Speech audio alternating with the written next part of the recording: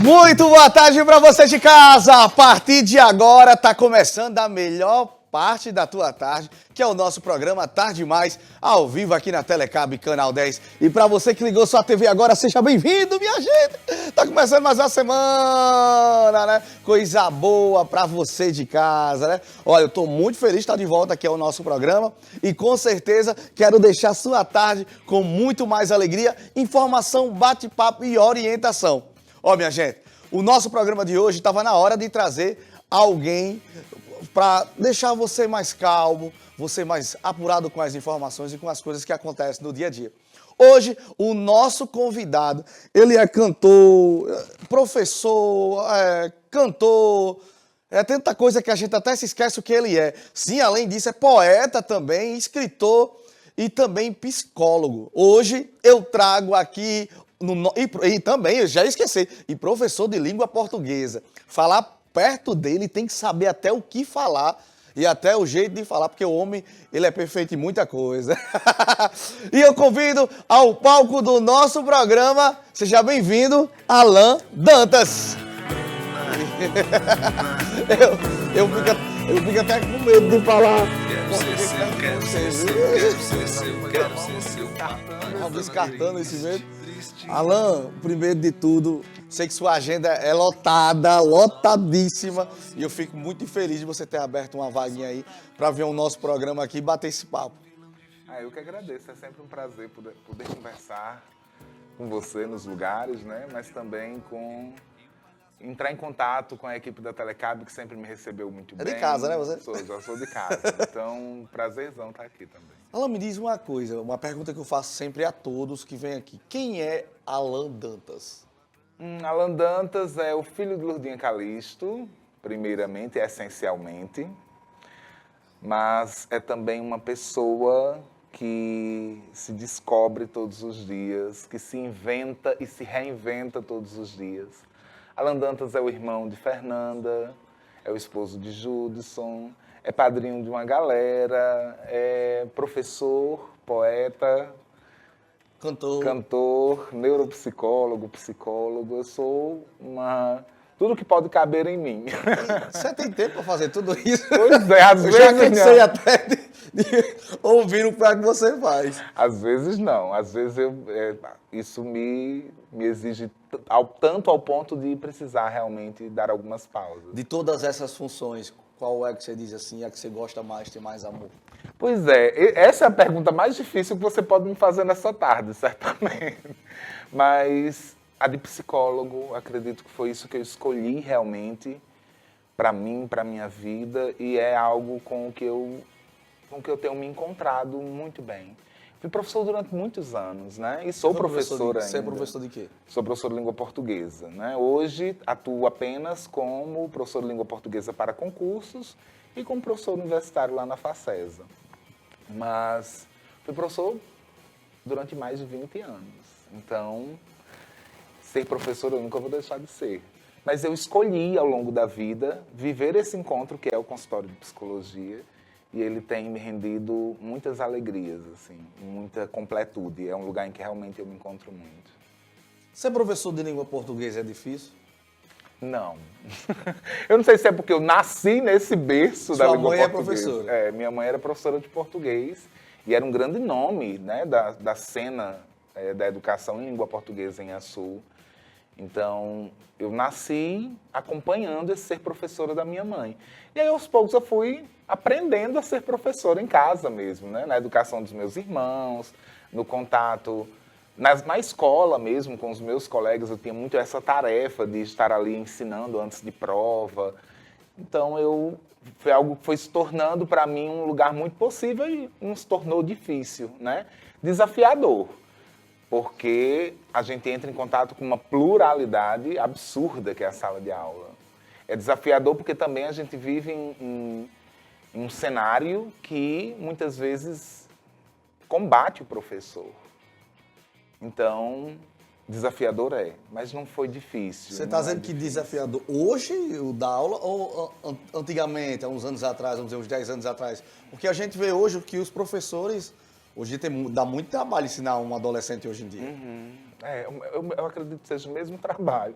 Agora, claro, com desafios novos, né? Hoje a gente tem uma era de hipertecnologização, né? De muita informação. Isso atrapalha o aluno na sala de aula? Essa é uma pergunta também complexa para responder de forma simples, mas a tecnologia pode ser usada a nosso favor, no entanto, quando ela retira do aluno a presença, o seu presentificar-se na sala de aula, aí ela é uma grande inimiga.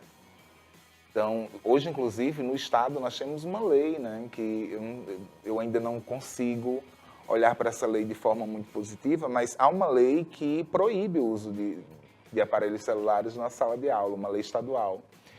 E eu tento observar isso por dois prismas, assim. O primeiro é de que, caramba, a gente precisou tanto desse celular na pandemia, né? A gente precisou tanto da tecnologia na pandemia, agora não seriam negar esse movimento?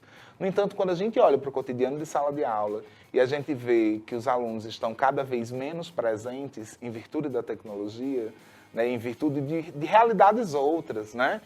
Que não podem ser unicamente explicadas pela tecnologia, mas que encontram nesse lugar uma forma de explicar, aí eu fico pensando que talvez essa lei fosse muito necessária. Então, é desafiador. Antigamente, nós lutávamos para conquistar a atenção do aluno, garantindo ali o direito de ele aprender. Hoje a gente precisa de mais, né? Hoje a gente precisa mostrar que é muito mais interessante e possível, e nem sempre é, mas que é muito mais interessante viver aquele momento ali do que estar tão imerso na virtualidade. O mais interessante é conversar com você e ver como você fala. Porque a gente tem um vício de linguagem, né? A gente aqui, principalmente...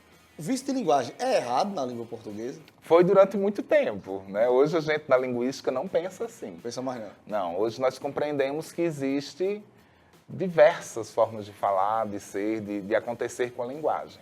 Então, esse termo, inclusive, vício de linguagem, durante muito tempo acontecia nas nossas gramáticas, nos nossos livros didáticos, mas ele foi aos poucos retirado porque a gente percebeu que o preconceito linguístico ele era uma realidade muito severa, né, uma realidade muito cruel com as pessoas, em não considerar que as formas plurais de falar, de escrever e de se comunicar fossem também muito importantes. Então, vício de linguagem é um termo que a gente evita usar hoje, mas ainda existem, sim, muitas pessoas que defendem essa ideia de que a língua é única, ela é estática, ela precisa ser o tempo todo vigiada, e não dá mais para ser. Eu separei algumas coisas que eu vejo que você tira a dúvida das pessoas. E você tem um canal também, né? No canal no YouTube e no Instagram, que é? Sou Alan Dantas. Sou Alan Dantas. Eu vi que você tira algumas dúvidas que a gente tem costume de falar. Tipo, o certo é... Ele foi à escola, ele foi para a escola ou ele foi à escola? As duas formas são super corretas. Ele foi para a escola e ele foi à escola. Quando a gente diz assim, o verbo ir, ele é um verbo que na relação com o seu complemento ou com o seu adjunto, ele vai exigir uma preposição. Eu posso utilizar a preposição a ou a preposição para. A palavra escola admite um artigo antes, que é o artigo a. Então, quando eu digo assim, ele foi para a escola, está tudo ok. O para é a preposição exigida pelo verbo, o a é o artigo admitido pelo substantivo escola. E quando eu digo ele foi à escola, eu tenho apenas a contração aí de um a preposição, quem vai a algum lugar, e o a artigo, a escola. Juntei tudo em um azinho só, que recebe o acento grave, é o que a gente chama de crase, né? Então, as duas formas são corretas. Sabe por que eu fiz essa pergunta? O Otávio estava tirando onda comigo. Você trouxe a Alan para estar um assunto de quinta série? Não. Isso também cai em concurso, né? Sim, sim. Isso cai em muito concurso e você ensina muitas das pessoas a tirar essa dúvida da gramática no concurso. Que cai mais. E outra coisa que cai muito, Olha, hoje a gente está vivendo a gente viveu durante muito tempo um movimento nos concursos que foi o de focar em interpretação, mas agora a gente volta para o movimento em que as bancas exigem a gramática novamente. Eu tenho uma turma de português para concursos que acontece toda quinta-feira, já faz 2 anos e pouco, é quase uma pós-graduação essa turma, né? E a gente se encontra toda semana para ir percebendo como é que as bancas se comportam.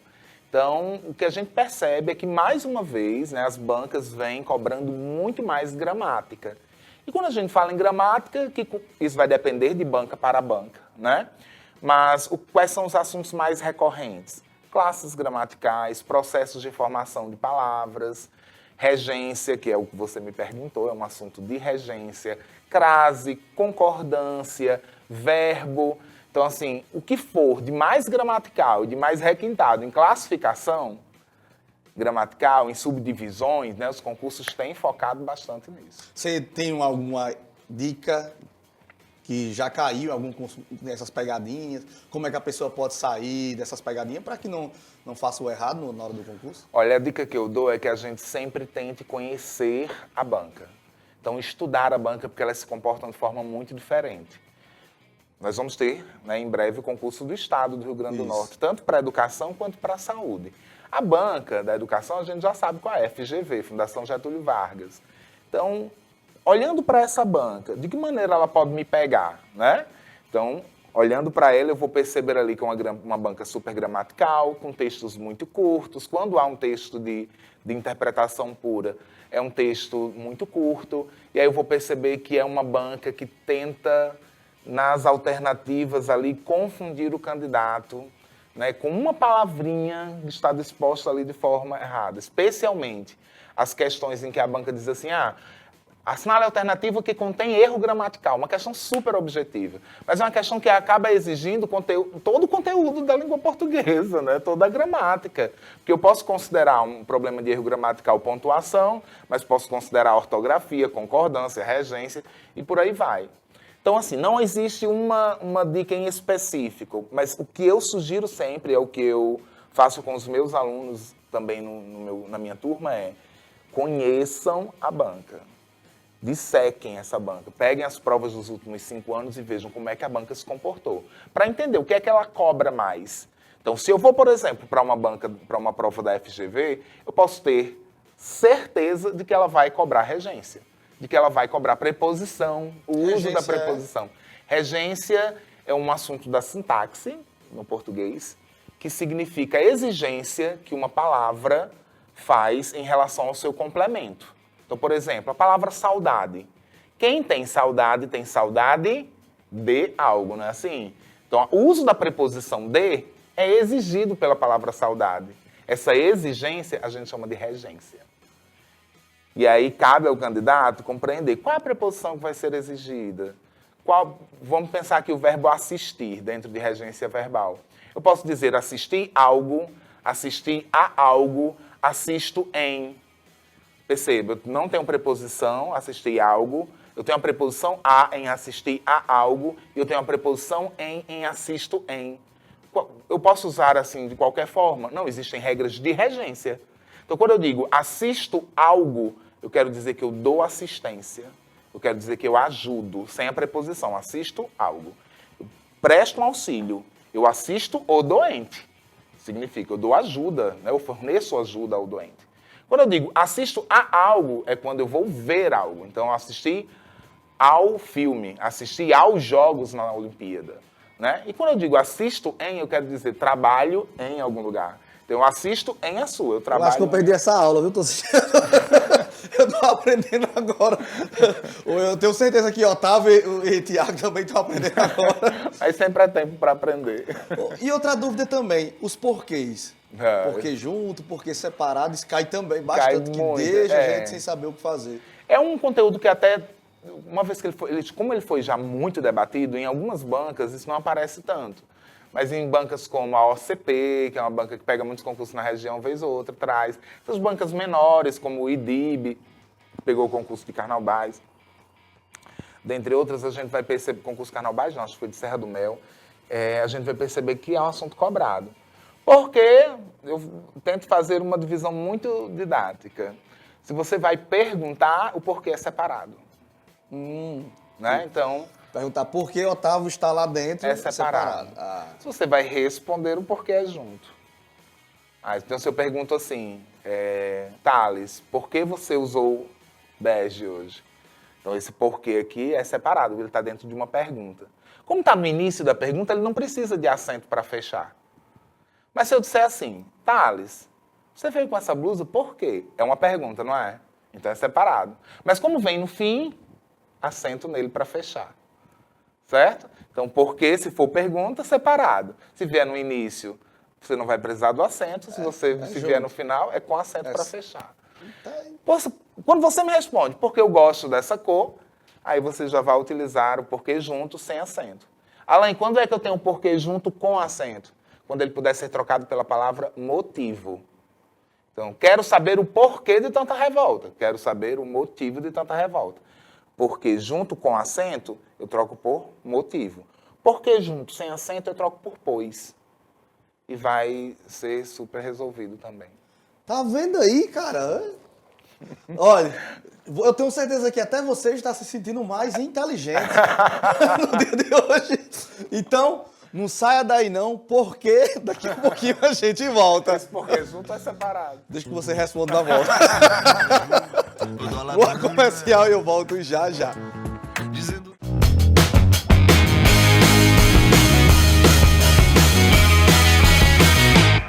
Vai comprar smartphone novo? Não precisa nem pesquisar. A loja mais completa em telefonia móvel de Açu e região é a Judson Celular. Judson Celular. Grande variedade em relógios, notebooks, capinhas, caixas amplificadas e muito mais. Tudo para você comprar no varejo ou atacado, parcelado em até 18 vezes no cartão. E o telefone quebrou? Aqui você encontra assistência técnica especializada. Judson Celular. Judson Celular. Aqui não tem boquinha não. No centro de Açu. Todas as quintas-feiras nós temos encontro marcado aqui no Semeando Inclusão. Com muitas dicas, entrevistas e informações sobre o mundo da inclusão. Aqui juntamente com Nadjara Oliveira, Guilherme Barroso e convidados. Vem semear a inclusão. Telecab Esporte. Com novos quadros. Cruzamento pra área, vai batendo, vai entrando na bola possível, gol lá dentro! Muito mais conteúdo. E informação de qualidade. Telecab Esporte, de segunda a sexta, a partir das 7h30 da noite. Levamos o melhor do esporte até você.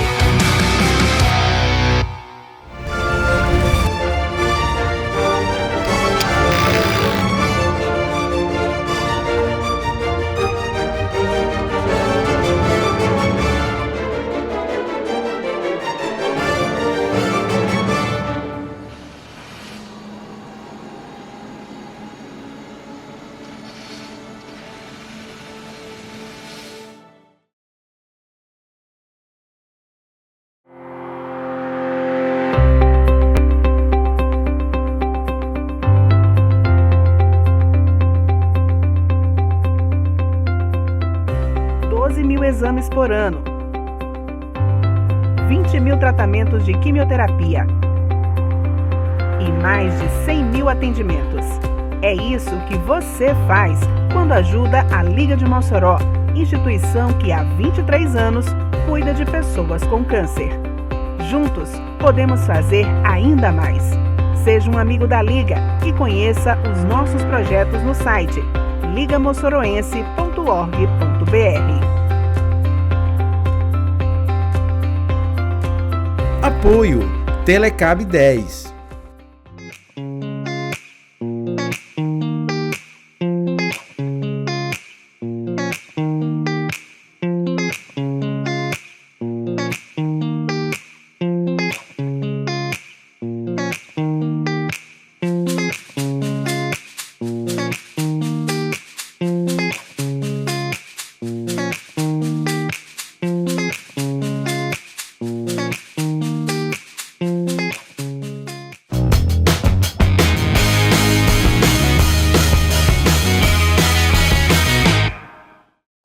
Daí, minha gente, estamos de volta aqui no nosso programa na Telecab Canal 10 e agora eu tenho um recadinho da Telecab para você.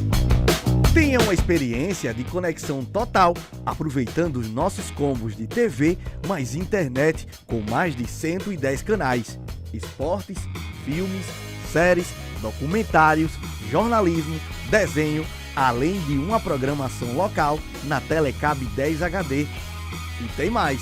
Contratando qualquer pacote de TV mais internet, você terá 3 acessos ao Telecab Play, box para a TV e acesso ao nosso aplicativo para assistir quando e onde quiser.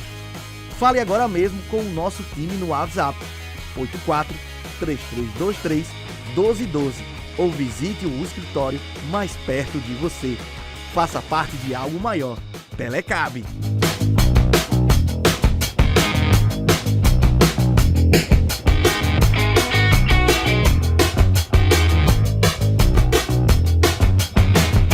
Tá aí, minha gente, estamos de volta. Eu fiquei até nervoso quando disse para você, que eu não sei, fiquei aqui na dúvida. Se é pra você ou para você, tanto faz, né? Então eu acertei. O recadinho foi para você. Ó, a gente tá recebendo aqui professor, cantor, é ator também, né, Alan? Você também é? Fui durante Já foi ator, psicólogo. Agora vamos falar também, a gente já falou da língua portuguesa, psicologia. Você tem outro diploma também, que recente. Faz quanto tempo que 3 você anos. 3 anos que você é psicólogo.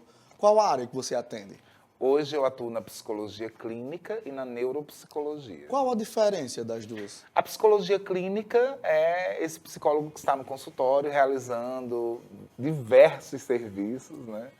Dentre eles, acho que o que recebe mais destaque é o da psicoterapia, que é esse momento em que, pelo diálogo e por meio de experimentos diversos, nós conseguimos, com o paciente ou o cliente, elaborar significados outros na sua vida que lhe proporcionem viver bem, né? Que lhe proporcionem saúde mental, né? Encontrar esse caminho de saúde mental.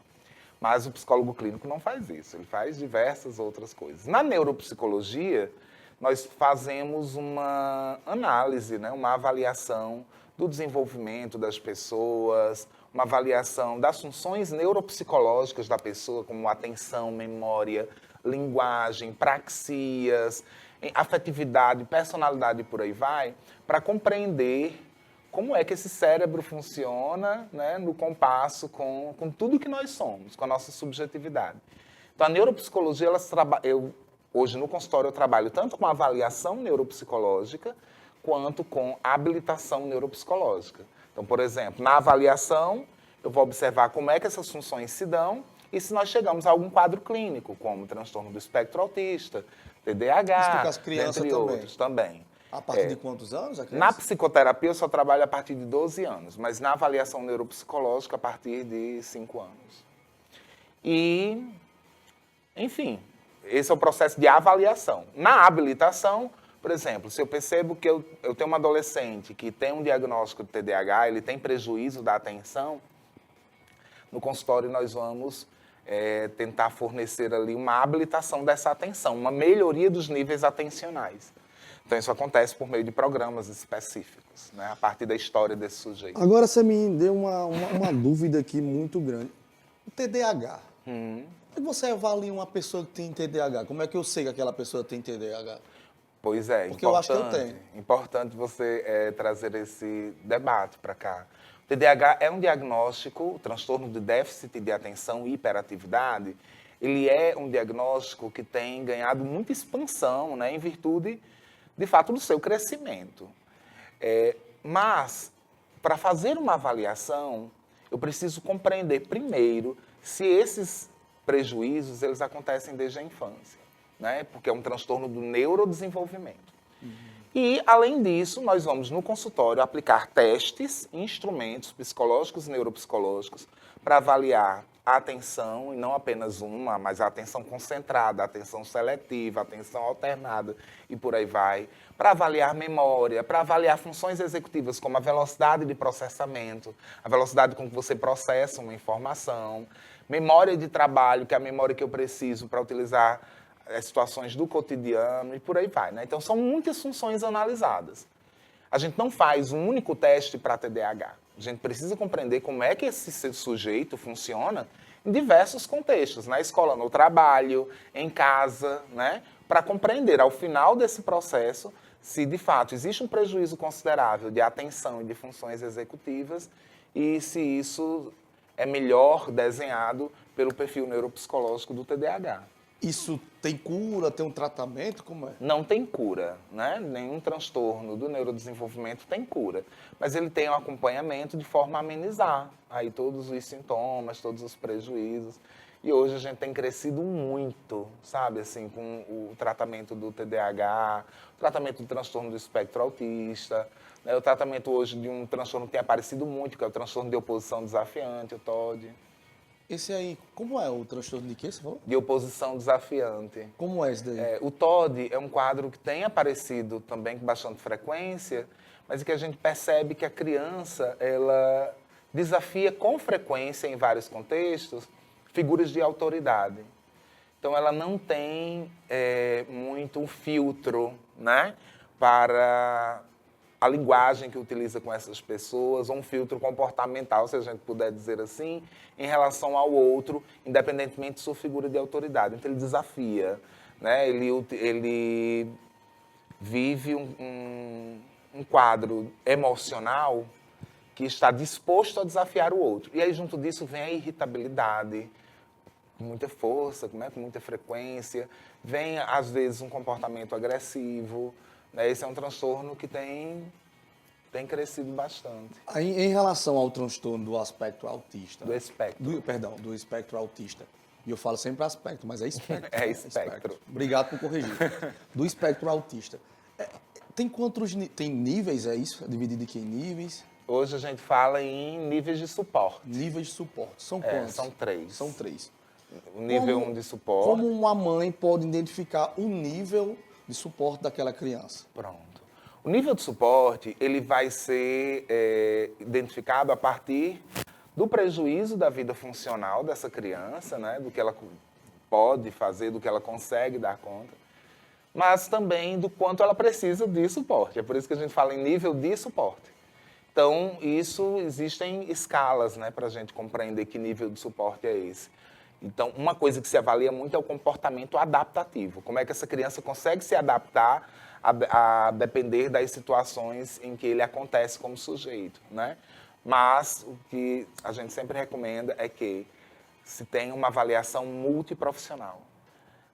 Que não seja uma avaliação de um único profissional, né? Mas seja a avaliação do psiquiatra, ou do neurologista, do psicólogo, do neuropsicólogo, do fono, do terapeuta ocupacional, para que a gente chegue a um nível de suporte. Porque eles chegam muitas vezes como impressões.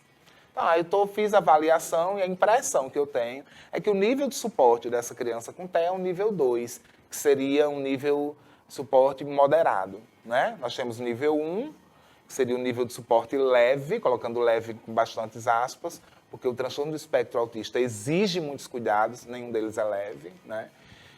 Nível de suporte 2, que seria esse suporte moderado, e o nível de suporte 3 seria esse nível de suporte mais severo. Eu faço essa pergunta a você porque, infelizmente, não pode dizer isso, que hoje existe um preconceito. Principalmente com os pais, quando descobrem com medo da sociedade em si julgar e também ficam com aquele julgamento. Você, como psicólogo, o que é que você poderia dizer uma mãe que está em casa agora nos assistindo e não tem como levar uma criança, né? Tem medo, até mesmo tem ansiedade de levar a um psicólogo. O que você diria a essa mãe, né, num momento como esse? A primeira coisa é acolhimento incondicional, né? Acolhimento dessa mãe, é o que eu faço também no consultório. Acolhimento dessa mãe, nos medos todos que estão por aí, dentro de uma sociedade que estigmatiza, que trata com preconceito toda e qualquer pessoa neurodivergente. Mas a segunda grande informação é o quanto antes essa criança puder ser analisada, né, se puder ser acompanhada, melhor é para uma intervenção precoce. E uma intervenção precoce, embora não traga cura, mas traz muito crescimento, muito desenvolvimento dessa funcionalidade, da autonomia, né, dentre outras características. E é claro, gente, eu estou falando a depender de cada sujeito. Então, compreendo que todos esses medos estejam aí, porque nós vivemos em uma sociedade bastante cruel.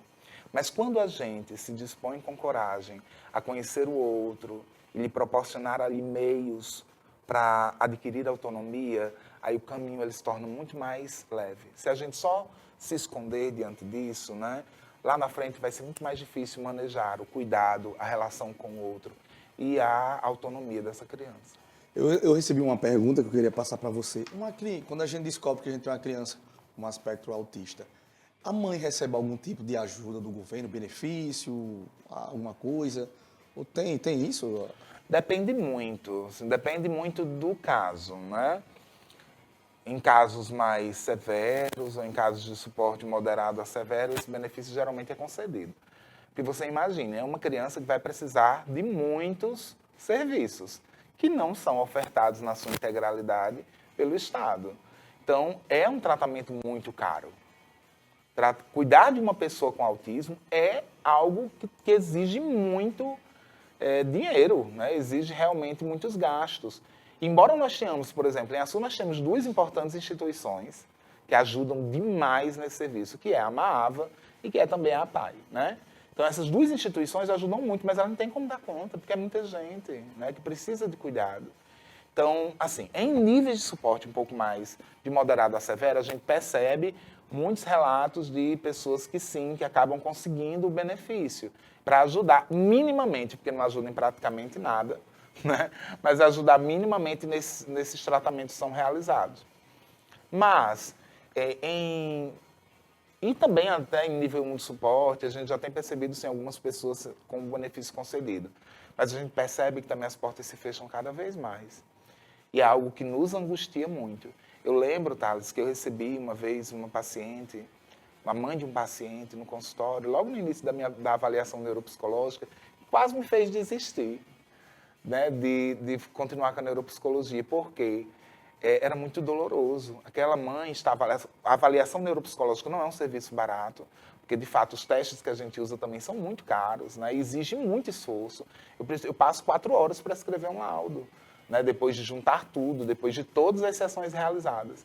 E uma mãe, quando estava terminando o processo de avaliação, que dura aí de 10 a 12 sessões, a mãe chegou para mim e disse: doutor, eu estou muito feliz, porque a gente passou essas 10 semanas sem comer mistura. Mas a gente foi tratado com respeito, com amor. Meu filho foi tratado com respeito. Eu fiquei arrasado. Eu gostaria muito de não ter ouvido. Porque esse é o atravessamento social das nossas crianças e adolescentes. Aquela criança vive em uma realidade socioeconômica bastante difícil. Era uma criança com autismo. Infelizmente, o benefício dela foi negado. Depois de todo o processo de avaliação neuropsicológica, né, e que ela, enfim, mais uma vez tentou, felizmente esse benefício foi concedido. Não ajuda a mudar a vida dessa família, né? Não ajuda a mudar a realidade socioeconômica dela, mas ajuda minimamente para que essa criança receba a atenção necessária. Então, assim, é algo que a gente precisa debater de forma mais ampla, porque é óbvio que o número de diagnósticos cresce muito e isso pode causar perigo mesmo ao equilíbrio, né, econômico do Estado, mas a gente tem como pensar nisso quando a gente vê necessidades precisando ser atendidas por crianças e adolescentes que vivem nessa... O melhor seria que tivesse um lugar, né, específico para que haja atendimento para todos, né? Sim, além da Amaava, que faz um belíssimo trabalho, como você falou, e também da APAI, que a gente sabe o trabalho, né? Graças a Deus a Amaava agora vai ter sua sede própria, né? Já está em construção e com certeza vai atender muitos e muito mais crianças.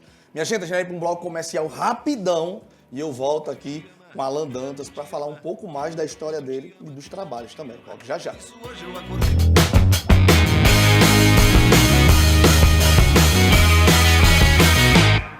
De segunda a sexta-feira, às 8h30 da manhã, o nosso encontro está marcado aqui na telinha do Canal 10. Vão ser vários profissionais falando sobre saúde, histórias inspiradoras e dicas para você ter uma melhor qualidade de vida. Então vem comigo, vem viver bem. Aguardo por vocês. A cidade de Baraúna conta com a Microcel, uma loja ampla que oferece o melhor da tecnologia com preços super acessíveis. Eletroportáteis, informática, acessórios, papelaria, segurança e muito mais. Estamos localizados na Rua José Vitalino, número 31. Telefone para contato 84 99129 3687. Na Telecab, entendemos que a excelência anda lado a lado do propósito. E conectar pessoas por meio de tecnologias para vivenciar um mundo mais próximo é a nossa missão enquanto provedor de internet, onde visamos ser o preferido do Nordeste, conectando pessoas e superando as expectativas dos clientes e colaboradores. Há 29 anos, estando cada vez mais perto de você, o nosso compromisso tem sido valorizar as pessoas com ética, humanização, inovação e compromisso com o que se faz. Compromisso, a palavra que define como chegamos tão longe. São mais de 80 cidades e 3 estados, mas nada disso seria possível sem você.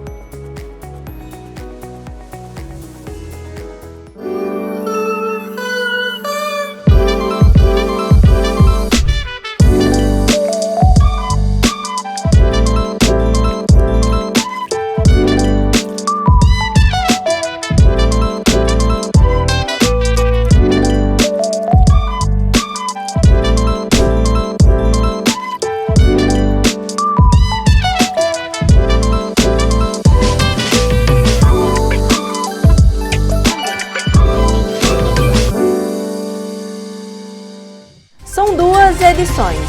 A primeira, ao 12:30.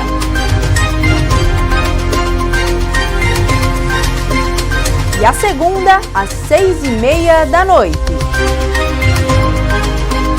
Jornalismo de excelência você encontra aqui, na Telecab 10. Para ser herói não precisa voar como um avião, não. Basta somente querer e ajudar, ter um bom coração. Todo mundo tem um bom motivo que pode fazer a diferença na vida de alguém. O GAC-RN precisa desse seu superpoder de fazer o bem, na vida de alguém. Apoio Telecab 10. Sejam bem-vindos ao Jornal do Albergue de Mossoró. Para você que ainda não conhece o nosso trabalho, veja o que é e o que faz o Albergue nessa reportagem. O Albergue de Mossoró acolhe acompanhantes de pacientes internados que não têm onde ficar. O Albergue depende das suas doações e não tem fins lucrativos. Apoio Telecab 10.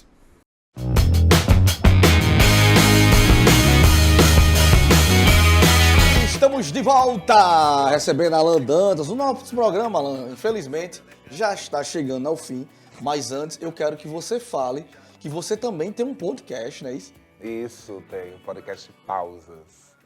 Que é um podcast que mistura um pouco de todos os Alans, assim, do Alan professor, do Alan neuropsicólogo, do Alan dos movimentos sociais, né, do Alan que constrói politicamente também o seu lugar.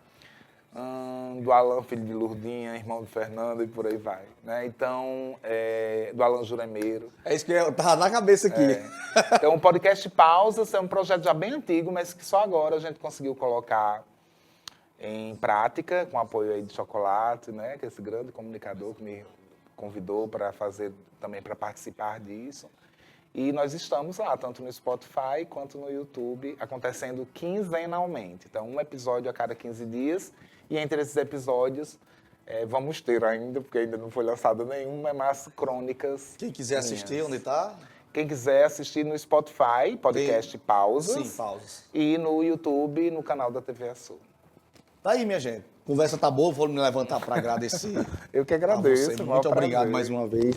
Alan, e a Telecab sempre está de portas abertas para você e para qualquer pessoa, mas principalmente para você, porque você já é de casa, né? Você sempre, quando quiser vir à Telecab, estamos aí de portas abertas para lhe receber. Agradeço, viu? Vai E ser eu um deixo prazer. a câmera aí para você fazer seus agradecimentos. Então, muito obrigado, né? E um grande abraço a todos os telespectadores da Telecab, que esse lugar continue sendo lugar de muitos debates importantes e de orgulhar a nossa gente com o serviço de qualidade que vocês oferecem. E, para finalizar o nosso programa, deixa eu falar uma coisa para Alan. As pessoas que querem conhecer um pouco do Alan psicólogo e do Alan professor. Qual é a rede social? Hoje sou Alan Dantas, é o meu perfil no Instagram, mas também tem o perfil da minha clínica, né? Que é a Clínica Espaço Terapêutico Morada, que é o @moradapsi. Minha gente, fica com Deus e amanhã a gente volta com mais um programa aqui na Telecab Canal 10. Tchau, tchau. Fui. De bater na porta do vizinho, desejar você, se beijar o português da padaria, ser seu pai.